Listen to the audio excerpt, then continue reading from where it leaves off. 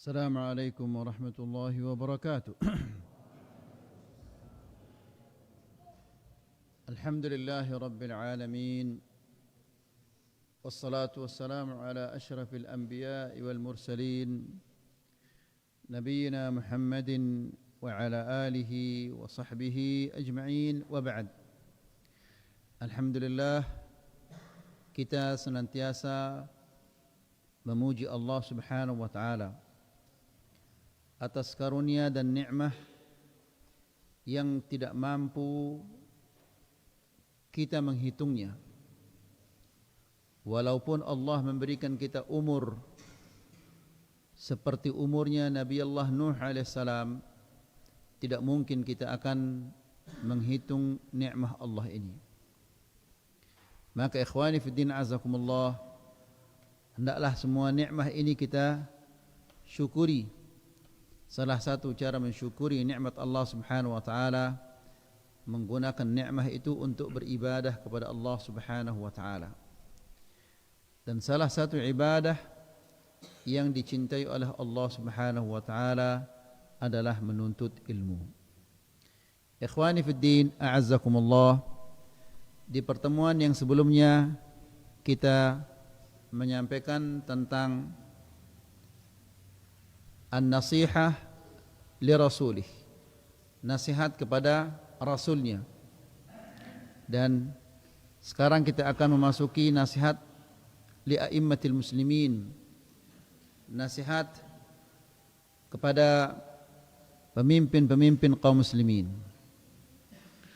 Bagaimana caranya? Sudah kita jelaskan ayolah ikhwah.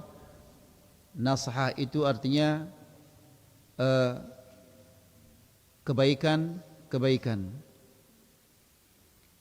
Nasihat artinya khalasah, murni. Orang yang menasihati orang lain berarti dia menginginkan kebaikan dari hatinya yang tulus untuk orang lain.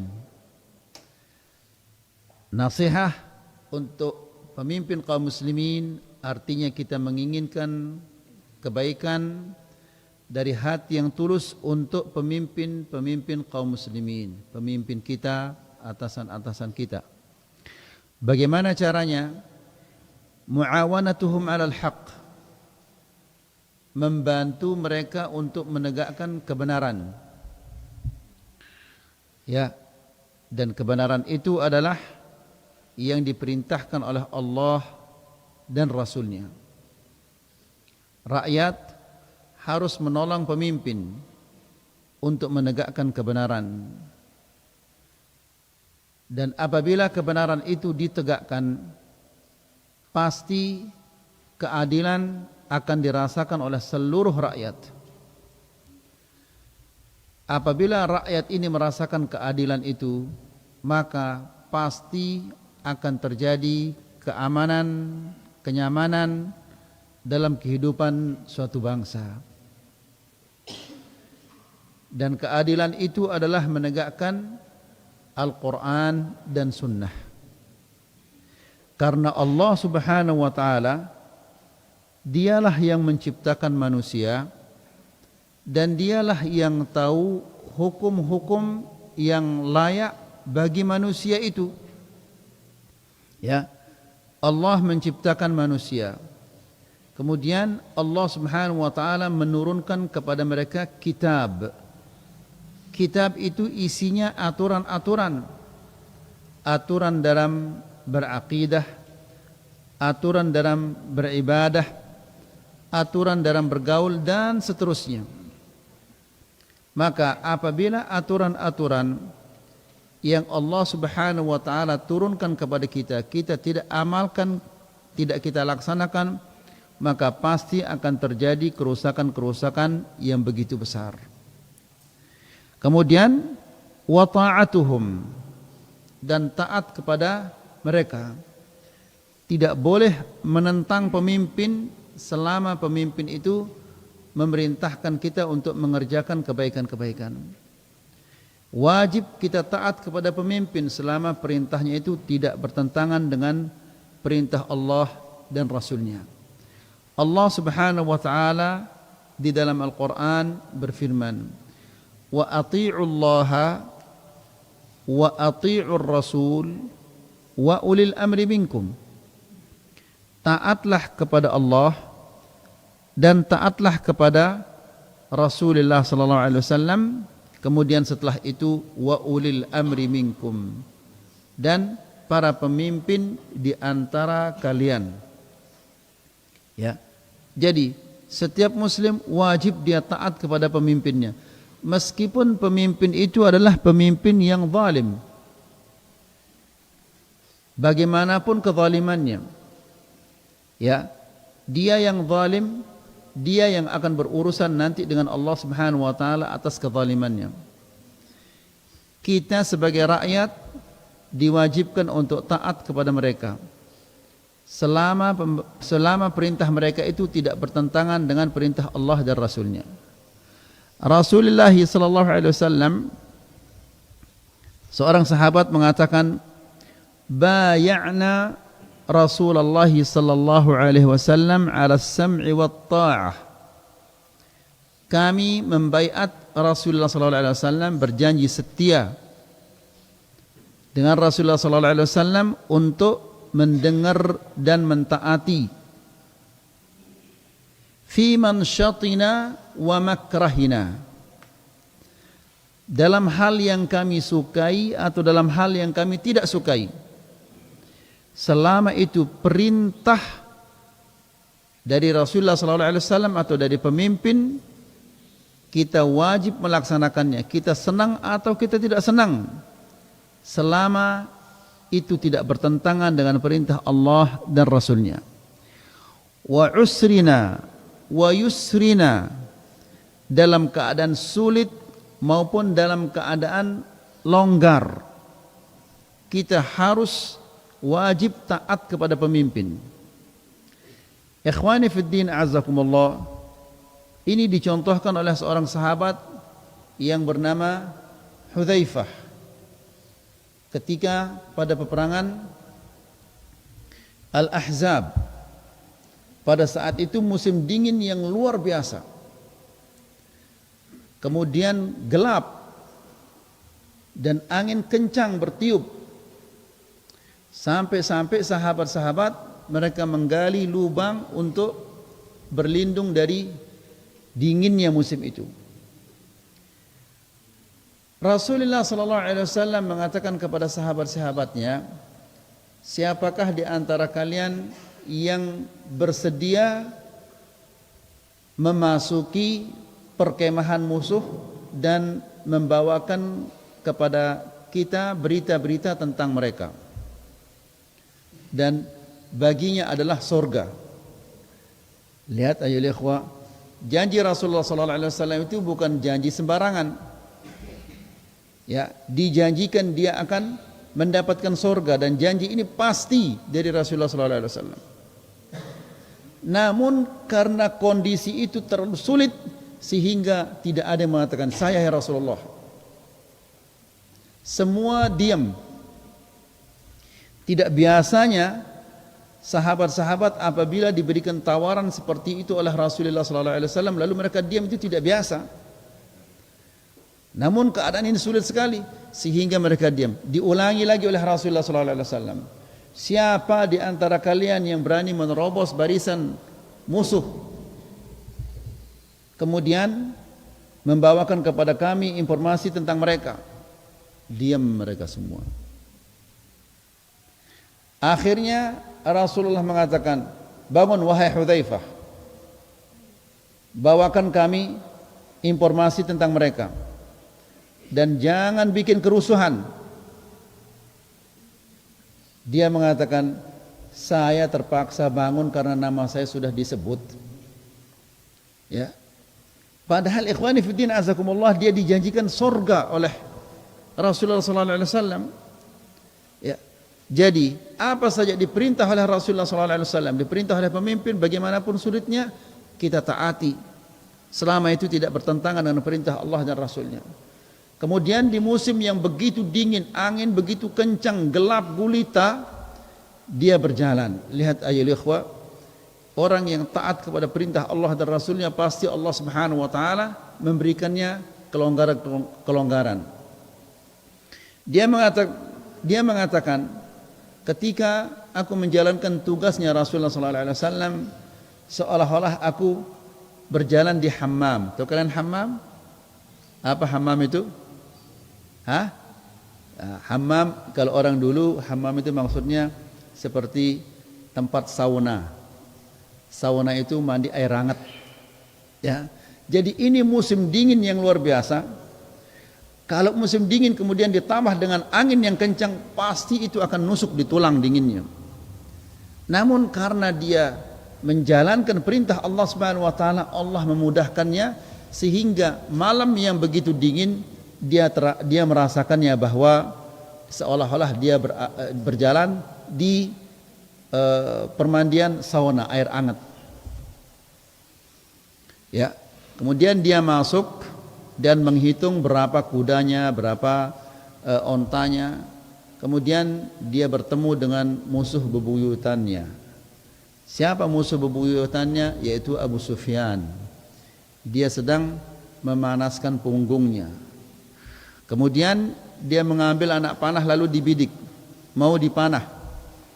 Namun dia ingat kata Rasulullah SAW, jangan bikin kegaduhan sehingga saya tidak jadi. Nah, kembalilah setelah dia menghitung jumlah pasukan kudanya, ontanya dan seterusnya, kembalilah dia melapor kepada Rasulullah SAW. Kembali lagi dia kedinginan. Kalau tadi dia merasa kehangatan, kembali dia setelah melaksanakan perintah Rasulullah SAW, kembali lagi dia merasakan kedinginan itu. Jadi perintah pemimpin itu, bagaimanapun sulitnya, kita suka atau tidak suka, kita wajib untuk melaksanakan perintah pemimpin. Karena dia akan ditanya oleh Allah Subhanahu wa taala tentang perintah-perintah yang ia sampaikan kepada kita. Ya, kenapa kamu mempersulit mereka? Semua itu dia akan ditanya oleh Allah Subhanahu wa taala. Kita juga sebagai rakyat akan ditanya oleh Allah Subhanahu wa taala, bagaimana kamu, sudahkah kamu melaksanakan perintah pemimpinmu atau tidak? Kita akan ditanya oleh Allah Subhanahu wa taala. Jadi masing-masing punya tanggung jawab. Pemimpin akan ditanya oleh Allah, rakyat juga akan ditanya oleh Allah Subhanahu wa taala. Kemudian kata sahabat ini, wa atharatin alaina.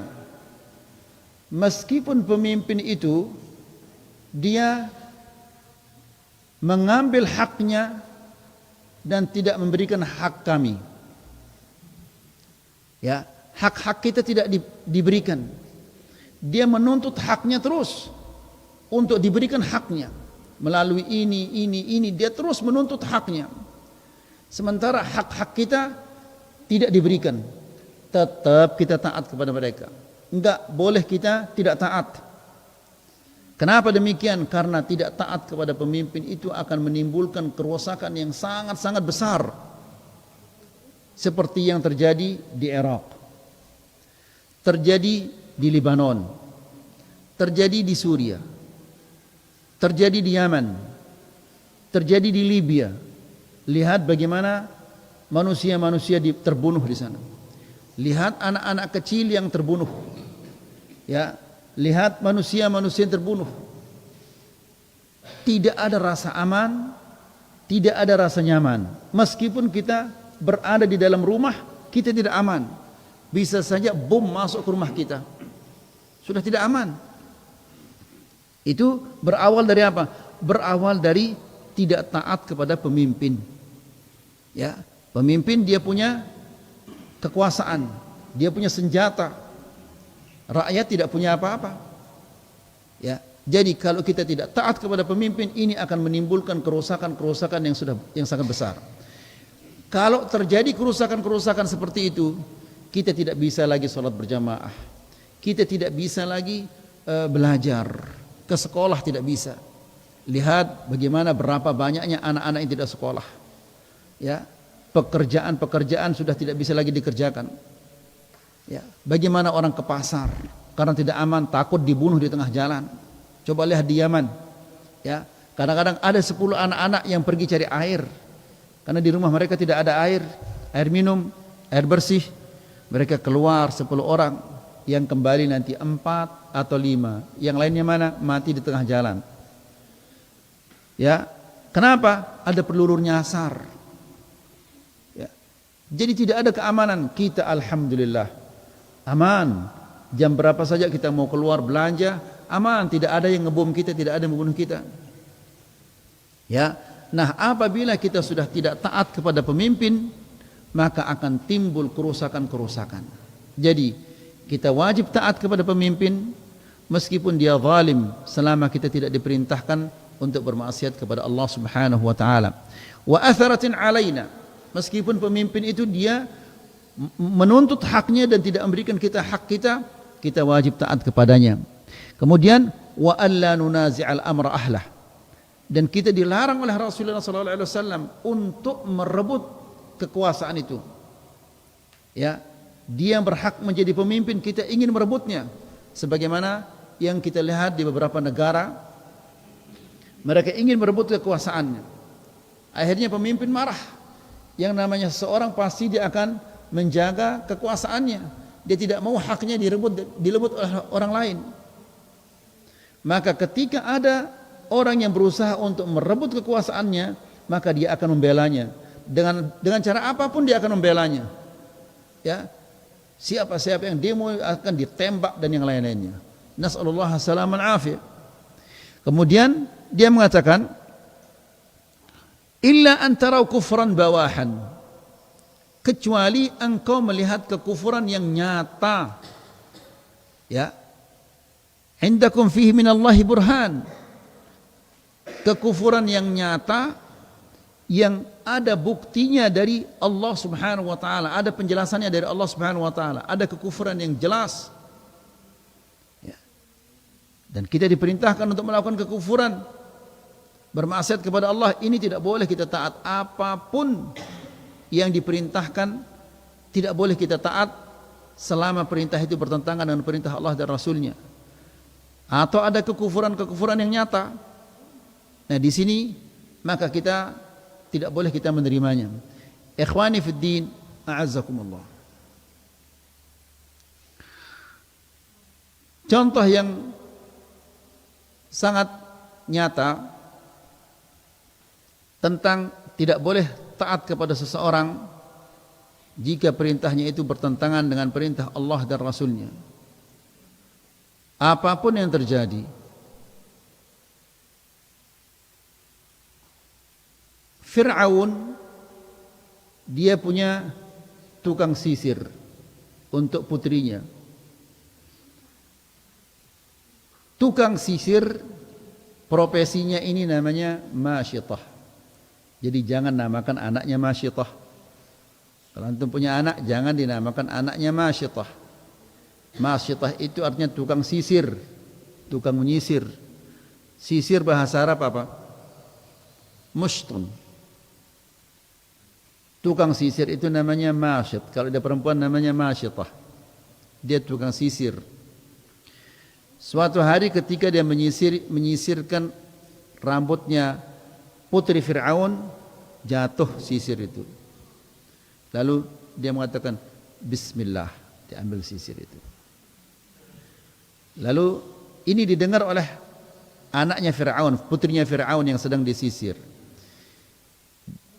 Anaknya itu mengatakan, awalaki rabban ghairu abi, apakah kamu punya Tuhan selain bapakku? Karena Fir'aun dia mengakui dirinya sebagai apa? Tuhan. Dia mengatakan, ana rabbukumul a'la. Kata masyitah ini, ingat itu bukan namanya. Itu nama apa? Nama pekerjaannya. Ya, masyitah. Masyitah ini dengan beraninya, kita ketahui, semua kita tahu bagaimana kezalimannya Fir'aun. Ya, bayi laki-laki semua dibunuh. Bahkan tidak sampai di sana, wanita-wanita yang hamil dibelah perutnya untuk diketahui isi perutnya, dia laki-laki atau perempuan. Kalau laki-laki langsung dibunuh, perempuan dibiarkan dia hidup. Begitu kezalimannya. Nah, masyitah ini mengatakan, Allah Tuhanku dan Tuhan bapakmu. Ya, Allahu Rabbi wa Rabbu abaki. Allah itu adalah Tuhanku dan Tuhan bapakmu. Lalu anak ini mengatakan, ukhbiru abi, apakah saya laporkan kamu kepada bapak saya? Diancam dia. Dia mengatakan iya, enggak apa-apa. Dilaporkanlah dia. Ini dipanggillah dia oleh Fir'aun. Fir'aun bertanya, wahai Masyitah, apa yang aku dengar tentang kamu ini? Kamu mengatakan bahwa kamu mempunyai Tuhan selain aku. Iya, kata wanita ini, wanita lemah. Tuhanku dan Tuhanmu adalah Allah. Lalu diancam dia, silahkan kembali ke agamamu. Maksudnya agamamu itu kembali sembah Fir'aun. Kembali ke agamamu, atau kamu tidak akan mendapatkan kebaikan sama sekali. Oh tidak, saya tidak akan kembali ke agama saya yang dulu. Saya tetap Tuhan saya dan Tuhanmu adalah Allah. Lalu didatangkan panci yang sangat-sangat besar. Kemudian di dalamnya ada minyak. Lalu minyak ini dipanaskan sampai dia mendidih, minyak ini. Kemudian didatangkan anaknya satu persatu. Dibuanglah satu anaknya ke dalam panci yang isinya minyak itu. Tenggelam, naik, sudah matang anaknya. Itu di depan ibunya. Bagaimana perasaan seorang ibu? Bagaimana? Masih kamu tetap tidak mau kembali ke agamamu? Iya, Tuhanku dan Tuhanmu adalah Allah. Diambil lagi satu anaknya, dibuang lagi. Tenggelam dia ke dalam minyak itu, terapung dia sudah apa? Sudah matang anaknya. Tetap dia tidak mau kembali. Akhirnya anaknya yang paling kecil yang masih disusui. Nah, ketika dia maju mau buang dirinya ke dalam panci itu, dia mundur lagi karena dia mikirkan anak yang masih dia susui ini. Anak itu mengatakan, wahai ibuku, sesungguhnya engkau di atas kebenaran. Jangan engkau takut. Maka dia buang dirinya dan buang anaknya ke dalam panci yang berisikan minyak itu yang sudah mendidih. Akhirnya mati mereka semua. Nah, perhatikan ayo ikhwah, ketika dia diperintah untuk beribadah, meninggalkan agamanya, beribadah kepada selain Allah dan meninggalkan agamanya, dia tidak mau taat. Walaupun itu akan mengakibatkan nyawanya melayang.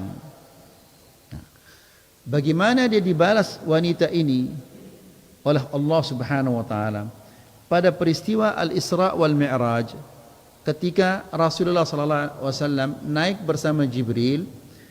Di sana Nabi sallallahu alaihi wasallam mencium aroma yang sangat harum.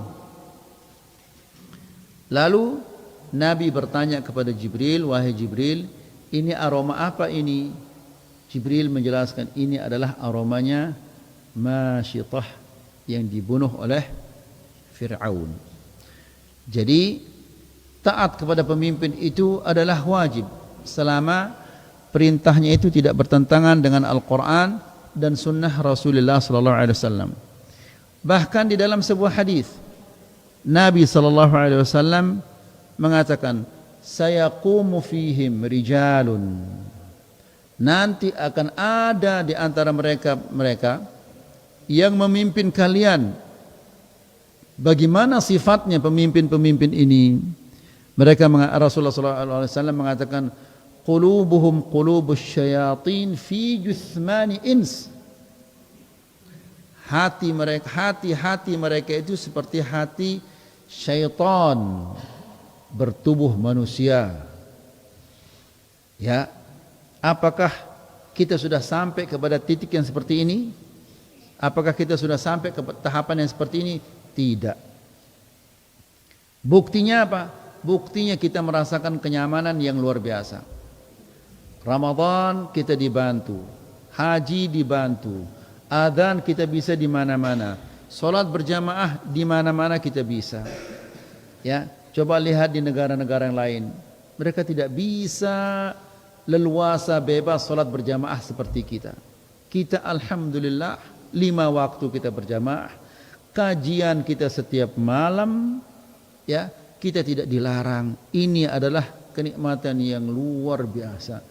Bahkan ustadz-ustadz yang di Jawa mengatakan Lombok ini luar biasa. Keamanan, kenyamanan kita berdakwah di Lombok ini luar biasa. Ini bukan orang dari luar, orang-orang di dalam negeri kita ini, orang-orang Jawa, orang Sumatera, Sulawesi. Mereka suka dengan apa? Keamanan dan kenyamanan di Lombok ini. Meskipun kita merasa kurang nyaman, namun dibandingkan dengan yang lain-lainnya kita jauh lebih nyaman dari mereka. Ya. Jadi Nabi sallallahu alaihi wasallam, meskipun nanti engkau dipimpin oleh seorang pemimpin yang hatinya hati syaitan, di hadis yang lain dikatakan qulubudz dhi'ab, hati mereka seperti hati serigala, bertubuh manusia, taat kepada mereka. Ya.